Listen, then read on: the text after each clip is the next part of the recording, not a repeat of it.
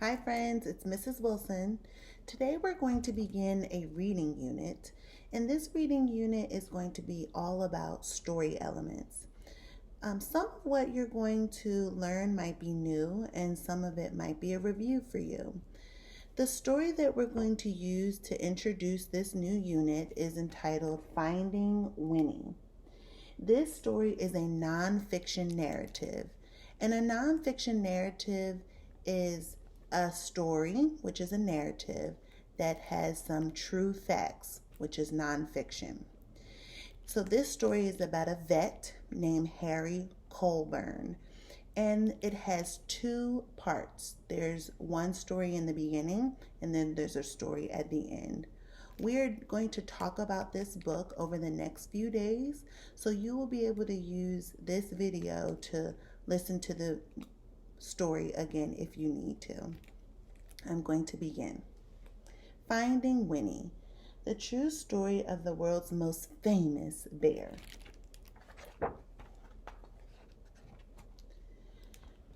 Could you tell me a story? Asked Cole. It's awfully late. It was long past dark and time to be asleep.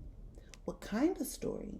You know, a true story, one about a bear. We cuddled up close. I'll do my best, I said.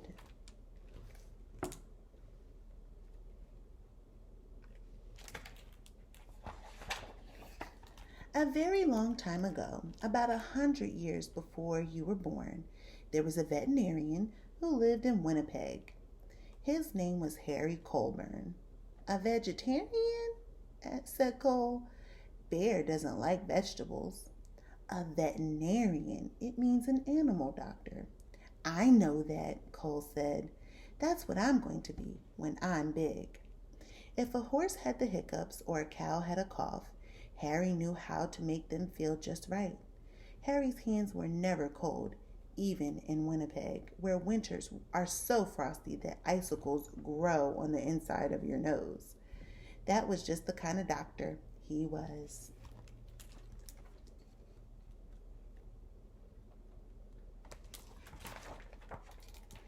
But a day came when Harry had to say goodbye to Winnipeg.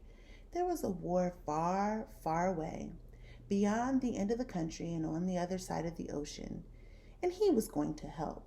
He would be caring for the soldiers' horses. Harry rode east on a train full of other soldiers. He leaned his head against the window, watching the land scroll by, wondering what it would be like to be so far from home.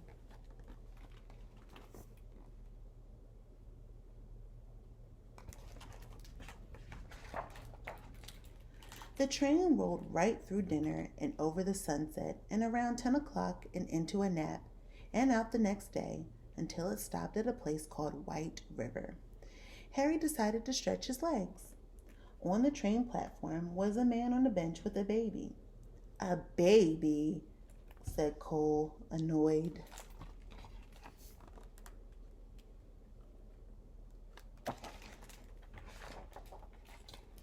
A baby bear, a cub. Harry stopped. It's not every day that you see a bear cub at a train station. That bear has lost its mother, he thought, and that man must be the trapper who got her.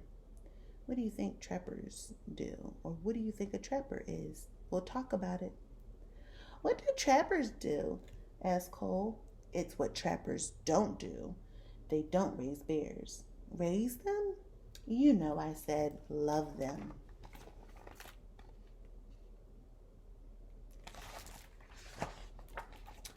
Harry thought for a long time. Then he said to himself, there is something special about that bear. He felt inside his pocket and said, I shouldn't. He paced back and forth and said, I can't. Then his heart made up his mind, and he walked up to the trapper and said, I'll give you $20 for that bear. Is $20 a lot? Asked Cole. Back then, I said, even more than a lot.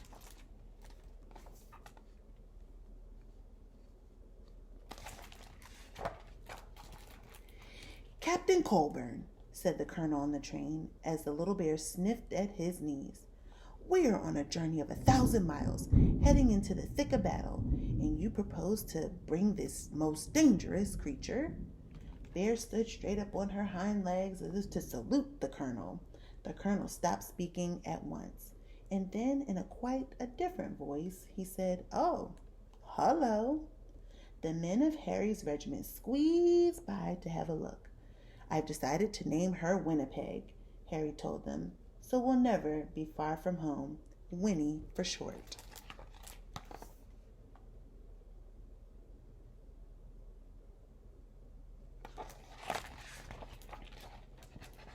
They had a very long way to travel, and they had already gone 3 or 4 feet when Winnie grew hungry. "What do bears eat?" the men wondered. "What don't they eat?" said Harry. "Vegetables," Cole reminded me. "Winnie ate vegetables," I said. "She ate everything except onions." They brought her carrots and potatoes, and apples and tomatoes, and eggs and beans and bread, and a tin of fish, and some slop in a dish. But Winnie was still hungry. "How about dessert?" said Harry, holding up a bottle of condensed milk. Taking the treat in her paws, Winnie lay on her back and hummed a happy song as she drank. The men roared. They thought it was so funny. Why do you think they found it funny?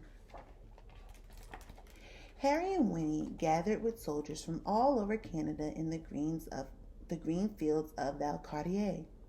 A whole city of tents had sprung up there. One was a hospital for horses where Harry went to work.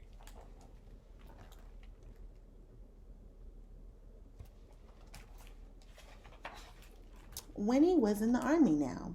Harry taught her to stand up straight and hold her head high and turn this way and that, just so. Soon she was assigned her own post.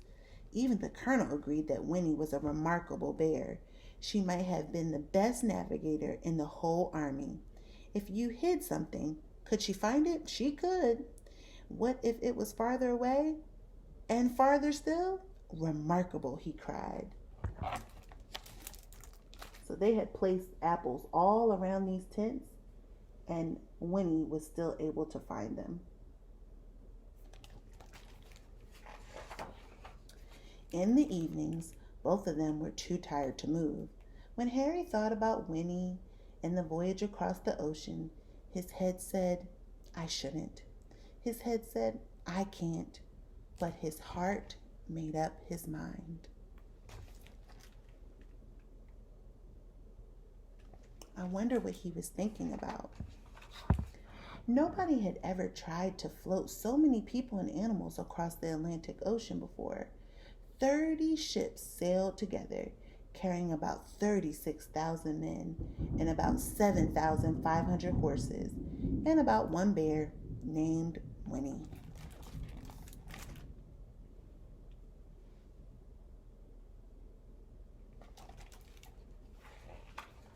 When they finally arrived in England, the regiment went to training on the Salisbury Plain, where it rained and rained and rained. But Winnie didn't seem to mind. She was the mascot of the 2nd Canadian Infantry Brigade, and she attended her post with vigor. One day, Harry came running while she was doing her exercises in the tent. "You'll bring the whole place down," he said with a laugh. She had grown. Looks like Winnie is about to topple over.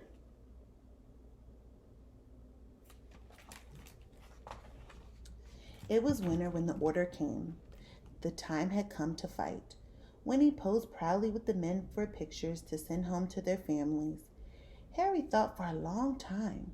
His head argued one way and then another, but his heart made up his mind. He went to Winnie and said in a serious way, "There's somewhere we need to go." Winnie brushed the mud off her nose and nuzzled in close.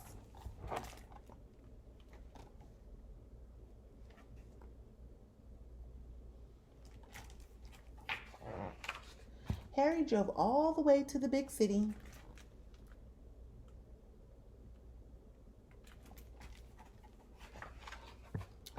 Here we are, said Harry, the London Zoo. Harry took a deep breath. Winnie, this is going to be your home for a while, he said. She tilted her head. We're shipping out to France, he explained. I have to take care of the horses at the front. She rested her big head against him. I know you want to come, but it's not safe. Winnie's head bowed. Harry's hands were warm as sunshine as usual. There is something you must always remember, Harry said. It's the most important thing, really. Even if we're apart, I'll always love you. You'll always be my bear. That's a true act of love. Why do you think that's a true act of love, friends? We'll talk about it. Is that the end? That's the end of Harry and Winnie's story, I said. But I don't want it to be over, said Cole. Sometimes, I said, you have to let one story end so the next one can begin.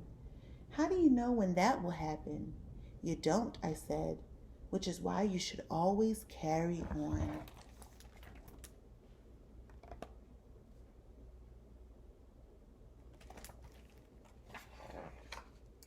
Here's the second part, friends.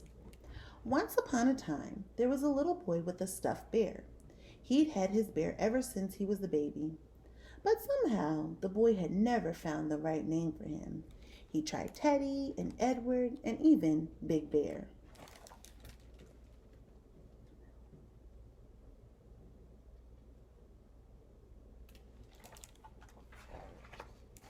One day, the boy went to visit the London Zoo with his father, and there was a bear, a real bear, on the terraces there.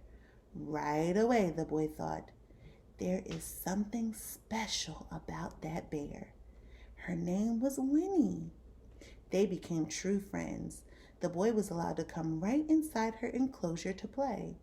Once the boy had found Winnie, he knew just what to call his stuffed bear. He named it Winnie the Pooh. And the boy was called Cole? Said Cole.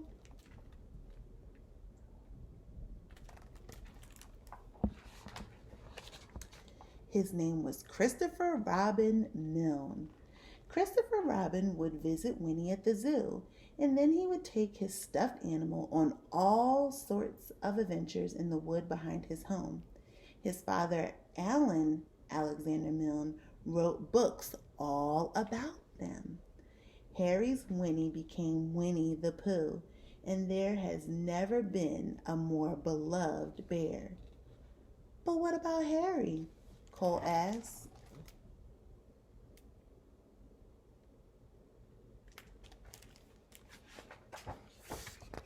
When Harry visited Winnie at the zoo, he saw how happy she was. She was being raised. She was truly loved. And that was all he ever wanted from the moment they met at the train station in White River. So after the war, Harry returned to Winnipeg and his life as an animal doctor.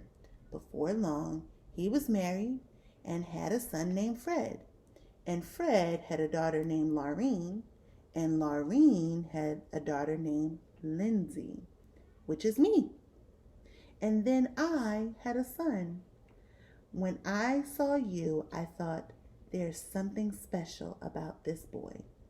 So I named you after your great-great-grandfather, Captain Harry Colburn. I named you Cole.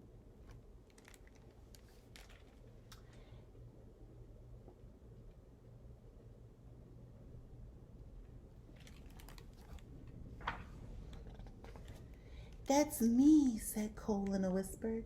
That's you. And that's Winnie? Yes, I said, that's Winnie. And it's all true? Sometimes the best stories are, I said. Cole's eyes grew big, and he said nothing for a long time. Then he hugged his own bear close and let out a yawn that reached far away, and they both turned over and fell asleep. Now, friends, I didn't tell you, but the person who wrote this story is Lindsay, the great-granddaughter of Harry Colburn, Lindsay Maddock.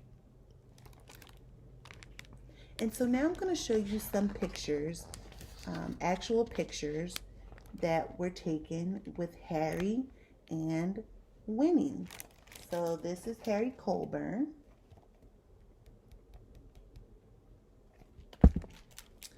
And it says that Harry kept diaries throughout World War One.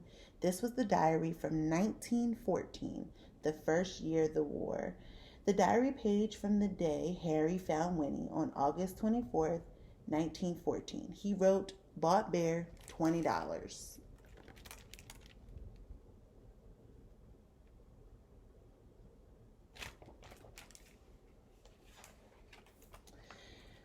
Three soldiers with Winnie at her post. Winnie and Harry have what appears to be a laugh and a snack. And the picture that they talked about in the book with Harry and the rest of the soldiers is here on this page.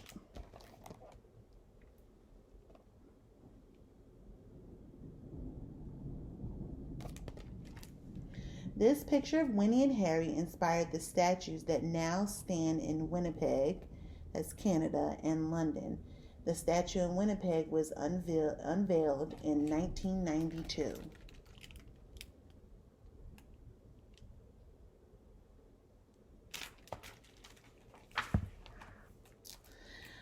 And then on this page, this photo was taken of Winnie and Christopher Robin in 1925 at the zoo after they became friends.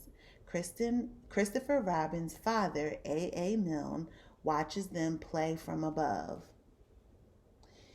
And then at the bottom it says, this official animal record card shows that Winnie began her stay at the London Zoo on December 9th, 1914.